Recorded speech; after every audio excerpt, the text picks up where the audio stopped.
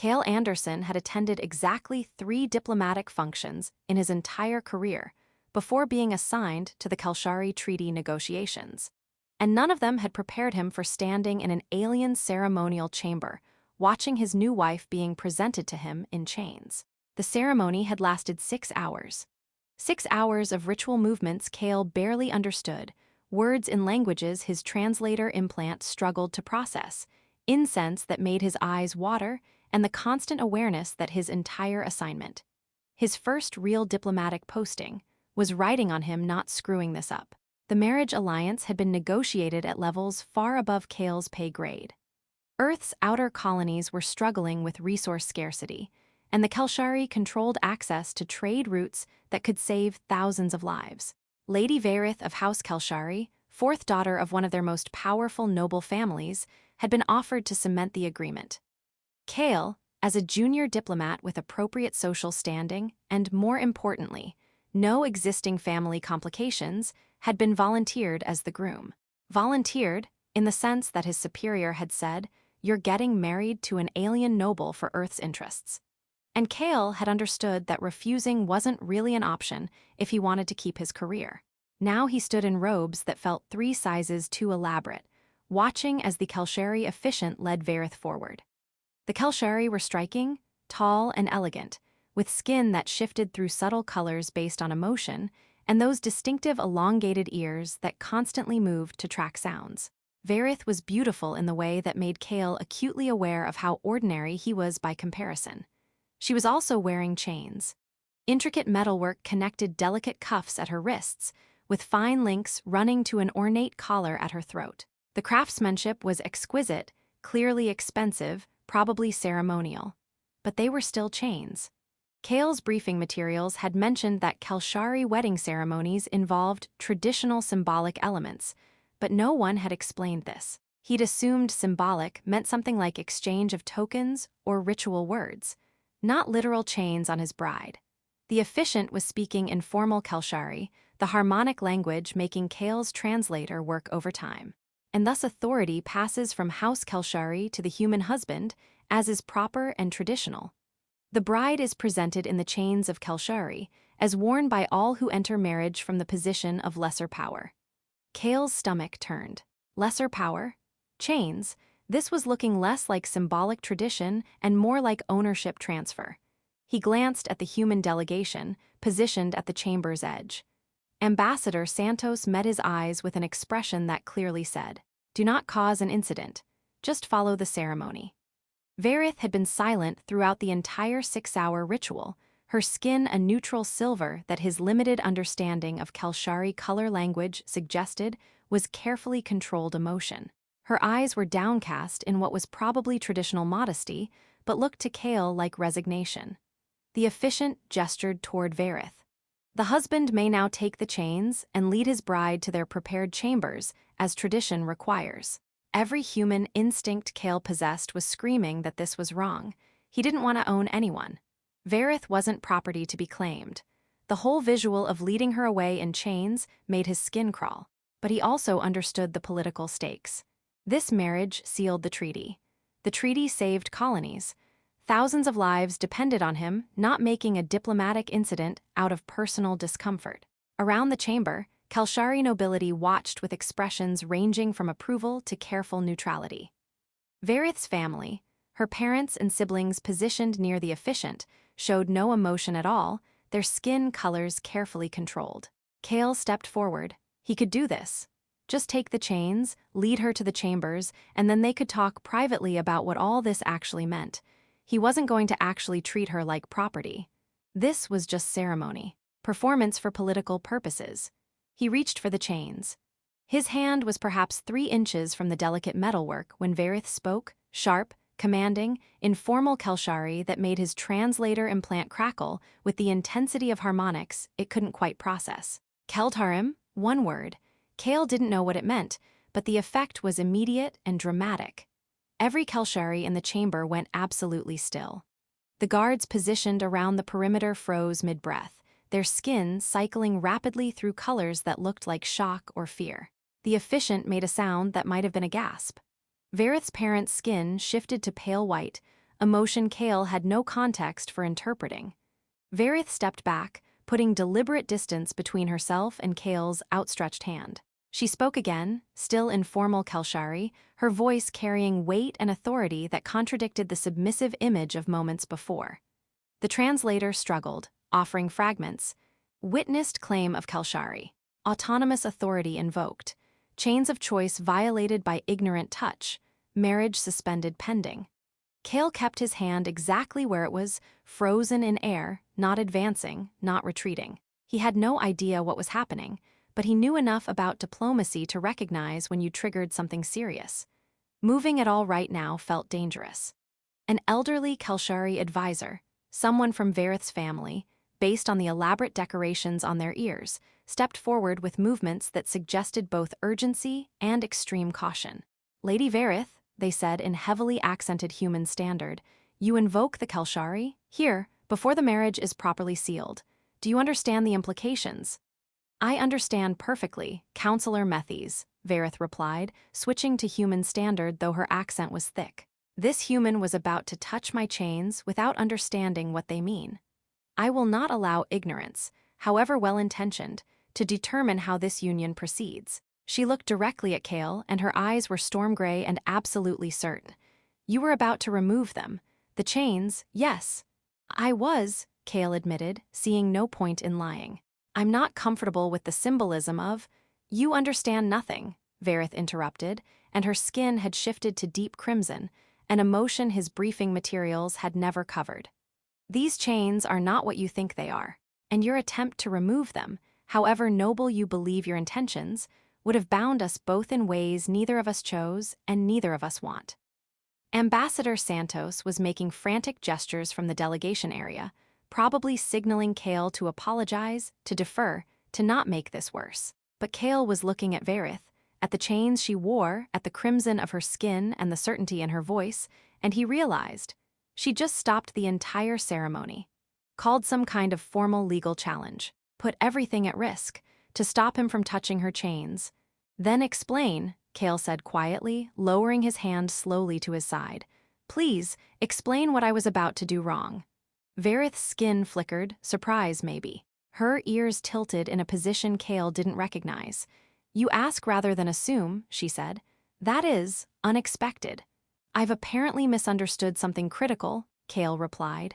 I'd rather learn than repeat the mistake. Around them, the chamber remained frozen. Kel'shari nobility and human diplomats all watching this exchange, with expressions ranging from horror to fascination. Veyrith looked at the officiant, then at her family's advisor, then back to Kael. Clear the chamber, she said. Accept guards as witnesses, as Kel'shari law requires. What I must explain should not be performed before an audience that will judge every word. The chamber emptied with remarkable speed for such a formal occasion.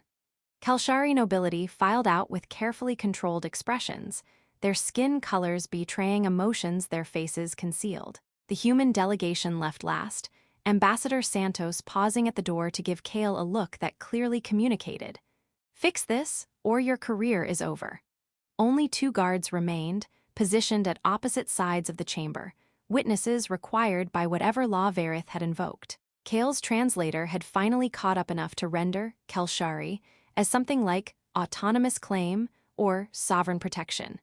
But the nuances were clearly beyond the implant's capacity. Kael's hand was still frozen awkwardly at his side, where he'd lowered it. He felt ridiculous maintaining the position, but he also didn't dare move without permission after the dramatic way Veyrith had stopped him. You may lower your hand fully, Veyrith said, and there was something almost amused in her skin tone, a flicker of gold among the crimson. And you may move naturally. I am not going to interpret your every gesture as threat now that you have stopped and asked to understand rather than proceeding in ignorance. Kael relaxed his posture carefully. Thank you. Can you explain what just happened? Because from my perspective, I was about to follow what I thought was ceremonial protocol, and suddenly I've triggered some kind of legal crisis. You triggered Kel'shari, Veyrith confirmed, which is indeed a legal crisis, though hopefully one we can resolve through honest conversation rather than formal proceedings. She gestured to the chains. These are the chains of Kel'shari. You saw them and made assumptions based on human cultural context. Yes, I assumed they were symbolic of. Kael hesitated, trying to phrase it diplomatically. Ownership. Transfer of authority from your family to me as your husband. The officiant said something about lesser power and tradition, and it sounded like I was property being transferred, Veyrith finished. Yes, that is what humans heard, because that is how the translator rendered concepts that do not map well to your language. Her skin shifted to teaching blue, a color Kael had seen in cultural briefing videos, indicating patient explanation mode. In Kel'shari culture, marriage historically involved significant power imbalance, physically, emotionally, politically. The stronger partner could dominate the weaker through force, pressure, or family obligation. This was considered problematic. I would hope so, Kael said. The chains of Kel'shari were created approximately 800 years ago to address this imbalance. They are worn by the partner entering marriage from a position of lesser power, traditionally the bride, though not exclusively. While wearing these chains, I hold autonomous authority over my own person that cannot be superseded by marriage contract, family obligation, or husband's wishes. Veyrith touched the chain at her wrist with careful fingers. No one may touch me without my explicit consent while I wear these. No one may command my body, my presence, or my choices. The chains are visible, witnessed symbol that I am choosing this union rather than being forced into it. They protect my agency during the vulnerable period when marriage is new and power dynamics are being established. Kael felt his face heat with embarrassment and horror. So when I reached to remove them, you reached to remove my protection, to strip away the visible symbol of my autonomous choice. Veyrith's skin darkened slightly. In Kel'shari law, attempting to remove the chains before the wearer voluntarily chooses to remove them is a declaration that the marriage is based on force rather than consent. It invalidates the union immediately and brings dishonor to both families. But I didn't know, Kael protested.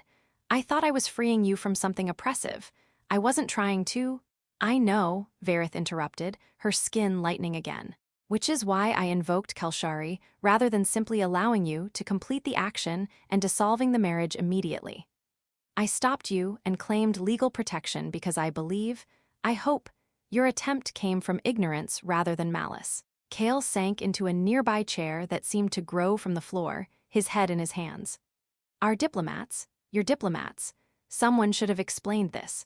How could both sides negotiate an entire marriage alliance without clarifying what the ceremonial chains actually mean? Your diplomats saw chains and assumed bondage without asking questions, Veyrith said. My family assumed that anyone entering a traditional Kel'shari marriage would understand the traditions, or would ask for clarification if they didn't. Both sides made assumptions that nearly destroyed what they were trying to build. She remained standing, her posture formal despite the private setting. The Kel'shari invocation I made places our marriage in a state of suspension, neither valid nor dissolved, but held in legal limbo while we resolved the question of whether you attempted to violate my autonomous authority through ignorance or intent. Obviously ignorance, Kael said immediately. You say that. I believe that. But Kel'shari law requires more than verbal claims. Veyrith's ears tilted in a position that might have been uncertainty. I have 3 options now. I can dissolve the marriage, claim that you violated my autonomous authority whether through ignorance or intent, and demand damages from your people while our families renegotiate the treaty without this alliance. That would doom the resource access for our colonies, Kael said quietly. Yes, it would also release me from a marriage I did not choose and return me to my family's authority, which has its own complications. Veyrith's skin shifted through complex colors. The second option is to accept that your violation came from ignorance, forgive it formally, and proceed with the marriage as arranged. I would continue wearing the chains for the traditional period, 6 lunar cycles, during which we build partnership with my autonomous authority legally protected. That sounds reasonable, Kael said. It is the safe option, Veyrith agreed. Slow building of trust with legal protections in place. Most arranged marriages proceed this way after the initial ceremony. You said there were 3 options. Veyrith's skin shifted to pale, vulnerable blue. The third option is that I choose to remove the chains myself. Now, immediately, before the traditional waiting period. This is called Vel'shari Absolute Trust Declaration. It means, I believe my partner will respect my autonomy without requiring visible legal enforcement. I trust them to honor my choices even when I have no formal protection. She met Kael's eyes directly. It transforms the marriage from Veyrith moved to the window overlooking the Kel'shari capital, a city of crystalline towers and bioluminescent gardens that looked like something from a dream. Her chains caught the light, the intricate metalwork seeming to glow. You reached for my chains, she said quietly, her back to Kael. Not with aggression or entitlement, but with the clear intention of removing what you believed was oppression. When I stopped you, with a word you didn't understand, invoking a law you'd never heard of, you froze immediately. You respected a boundary before you even knew why it existed. She turned to face him. Then, when I said you understood nothing, you didn't become defensive or dismissive. You asked me to explain. You admitted ignorance and requested education, rather than insisting your interpretation was correct. These things suggest character, Kael Anderson. Or they suggest basic decency, Kael countered. That's a pretty low bar for trusting someone with your entire future autonomy. You would be surprised how many people fail to clear that low bar when their assumptions are challenged, Veyrith replied. I have met many humans during treaty negotiations. Most became defensive when their cultural interpretations were questioned. You became curious. She moved back to the center of the chamber, the chains creating soft musical sounds with her movement. I also observed you during the 6-hour ceremony.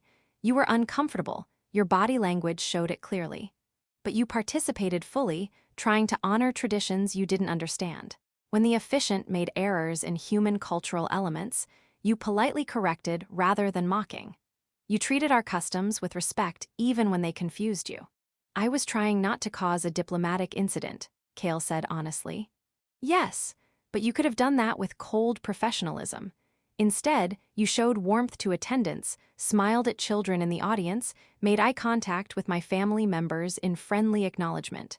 You treated this ceremony not as political obligation to endure, but as genuine attempt to build bridges between our peoples. Veyrith's skin shifted to thoughtful purple. These observations do not guarantee you will be a worthy partner, but they suggest you might be someone worth taking a risk on. Which brings me back to my 3 options and a question I must ask you. What question? If the choice were entirely yours, if there were no political consequences, no colonial resources at stake, no family honor to consider, what would you want to happen with our marriage? Kael stood, moving to face her directly but maintaining respectful distance from the chains. That's not a fair question. The political consequences exist. The colonies do need those resources. Our family's honor is at stake. I know, but I am asking anyway. What do you want, Kael? Not what duty demands, not what politics requires. What do you personally want from this situation? No one had asked Kael that question throughout the entire negotiation process. His superiors had told him what was required. His family had congratulated him on the opportunity. His friends had joked about alien brides, but no one had asked what he actually wanted. He thought about it honestly. I want whatever gives you the most agency. This whole arrangement started with decisions made by other people. Your family offering you, my government volunteering me, diplomats negotiating terms we had minimal input on. The one thing I can control is making sure that what happens next is as much your choice as possible. Veyrith's skin flickered surprise, then something that might have been respect. So you refuse to answer my question by turning it back on me. I'm saying that you're the one wearing chains that symbolize autonomous authority, Kael replied. It seems appropriate that you should be the one who decides whether to keep wearing them, and for how long and under what terms. I'll respect whatever you choose, even if I choose to dissolve the marriage and doom your colony's resource access. Even then, I'm not going to coerce you into a marriage you don't want just because the political stakes are high. That's exactly the kind of forced consent the chains are supposed to protect you from. Veyrith was quiet for a long moment, her skin cycling through colors too quickly for Kael to interpret. The guards remained at their posts, witnessing but not interfering, as their role required. Finally, Veyrith spoke. I am going to do something extremely foolish, something my family would absolutely forbid if they were here, something my advisors would call reckless and dangerous, and politically naive. She reached for the clasp at her collar, the central connection point for the chains of Kel'shari. Both guards made simultaneous sounds of shock, their skin flashing to alarm white. "Lady Veyrith," one of them said urgently, "if you remove the chains before the traditional period, you cannot reclaim them. The Vel'shari is irrevocable. If you have any doubt." "I have considerable doubt," Veyrith admitted, "but I also have observation of character that suggests this human might be worth the risk. And I am tired of living my life based entirely on safety and political calculation." Her fingers worked the clasp. The chains fell away from her collar, the connections at her wrists releasing in sequence. She caught the metalwork carefully, holding the complete set of chains in her hands. The guards were both speaking rapidly in Kel'shari, probably reciting legal warnings for the official record. Veyrith ignored them, walking forward to stand directly in front of Kael. "This is Vel'shari," she said formally. "Witnessed and recorded. I, Lady Veyrith of House Kel'shari, remove the chains of Kel'shari voluntarily and before the traditional waiting period, declaring absolute trust in my partner. I bind myself to this marriage without legal protection, relying entirely on mutual respect and personal honor." She held out the chains to Kael. "I am trusting you with something precious, not the metal, that is just symbol, but the autonomy these chains represented. I am choosing to believe that a human who reached for them trying to free me will continue to respect my freedom even when I no longer have legal enforcement to guarantee it." Kael accepted the chains carefully, feeling the weight of them in his hands, both the physical weight of intricate metalwork and the enormous symbolic weight of what Veyrith had just done. "I will never give you reason to regret this," he said. "Do not make promises you cannot keep," Veyrith replied, though her skin had shifted to warm gold. "We are both fallible beings. We will make mistakes, but promise me this. When we disagree, when we hurt each other, when the inevitable conflicts of partnership arise, promise we will talk honestly rather than resorting to power or coercion." "That I can promise," Kael said. "Honest communication. Mutual respect, no coercion." "Then we have a covenant," Veyrith said. "Not the political arrangement our families negotiated, not the protected partnership of traditional Kel'shari marriage, but something built on a moment when you reached for chains you didn't understand, and I chose to trust the impulse behind the ignorance." The guards completed their legal recitations and sent formal notification of the Vel'shari declaration. Within minutes, the news would spread through both Kel'shari and human delegations. Kael looked at the chains in his hands. "What should I do with these?" "Keep them," Veyrith said. "They are yours now, not as symbol of ownership, but as reminder. I gave you considerable power by removing them. Do not make me regret believing you would use that power well." The political fallout from Veyrith's Vel'shari declaration was immediate and intense. Within hours, both delegations were demanding explanations. Veyrith's family was scandalized that she'd removed the protective chains before the traditional waiting period. The human diplomats were confused about whether the marriage was now more secure or less secure without the formal legal protections. Kael and Veyrith faced them together in a joint meeting that felt more like an inquisition. "You have placed yourself in an extremely vulnerable position," Veyrith's mother said, her skin the dark purple of profound disapproval. "If this human proves unworthy, you have no legal recourse, no protection, no grounds for dissolution with honor." "I am aware of what I risked," Veyrith replied calmly. "I made the choice with full knowledge of consequences." "But why?" her father demanded.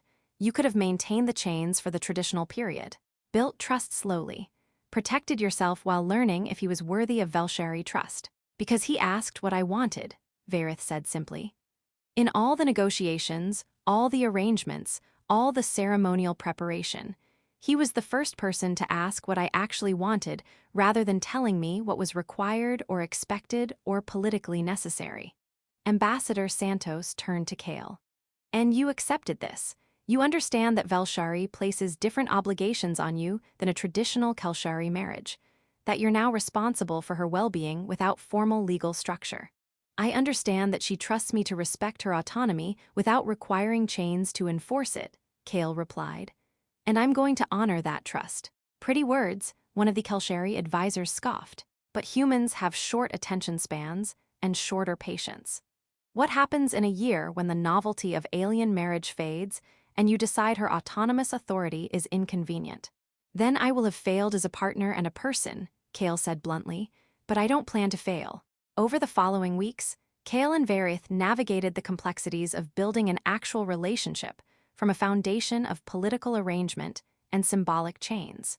They lived in quarters that blended human and Kel'shari aesthetics, compromised space that belonged fully to neither culture but worked for both.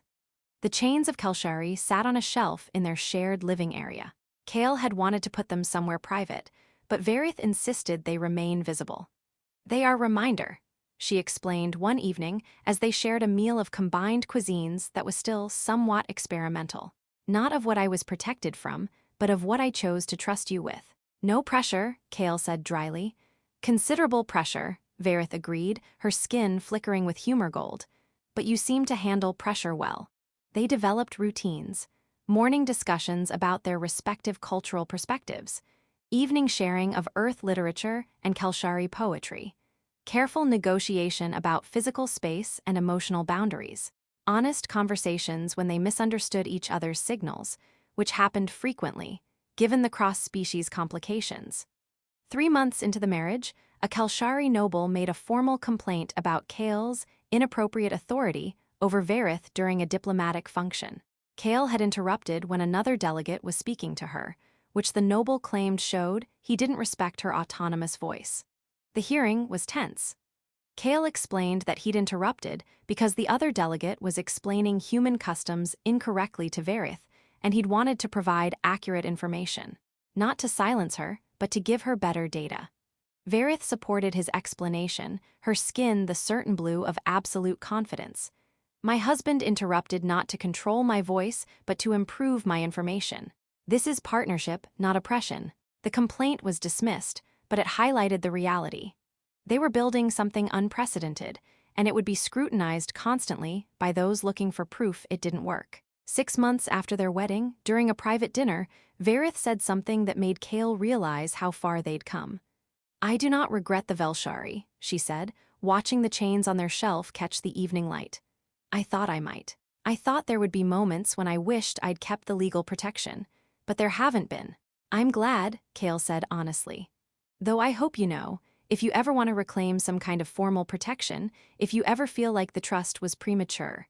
"I know," Veyrith interrupted. "You have told me this approximately once a week for 6 months. I appreciate the reassurance, but it is unnecessary. You have proven worthy of the risk I took." "How?" "By asking, what do you want more than what should we do? By stopping when I say stop, even when you don't immediately understand why. By treating me as equal partner rather than political acquisition. By keeping the chains visible as reminder rather than hiding them as embarrassment." She moved to the shelf, touching the metalwork gently. "These chains were supposed to protect me for 6 lunar cycles while I determined if you were trustworthy. I removed them on the first day because I saw something in you, someone who reached for chains to break them, not to claim them. I have not regretted that sight." "I reached for them in ignorance," Kael reminded her. "Yes, but when I stopped you, you chose to learn rather than insist on your interpretation. That was not ignorance, that was wisdom." A year after their wedding, they hosted a gathering that brought together both human and Kel'shari delegates in their shared quarters. Someone asked about the chains displayed prominently on the shelf. Veyrith answered, "Those are the chains of Kel'shari that I wore on our wedding day and removed the same day in declaration of Vel'shari. They represent the autonomous authority I chose to trust my partner with, and the respect he has shown that trust every day since." "Unusual choice," a Kel'shari elder observed. "Most marriages maintain the chains for the traditional period. Most marriages are not built on a moment when one partner reaches to break chains they don't understand," Veyrith replied. "Ours is unusual, but it works." Later, alone again, Kael stood looking at the chains. "Do you ever think about what would have happened if I'd completed the reach, if you hadn't stopped me?" "Often," Veyrith admitted. "The marriage would have been invalid. The treaty would have required renegotiation. Our people's relationship would have been damaged, and I would have returned to my family believing humans could not understand even basic Kel'shari customs. Instead, I stopped you. You listened. We built something neither political arrangement nor traditional marriage. We created covenant based on a stopped hand, an explained chain, and the radical choice to trust instead of protect. She moved to stand beside him. The chains are empty now, but the trust they represented is full. Kael took her hand, a gesture they'd negotiated carefully in those early weeks, establishing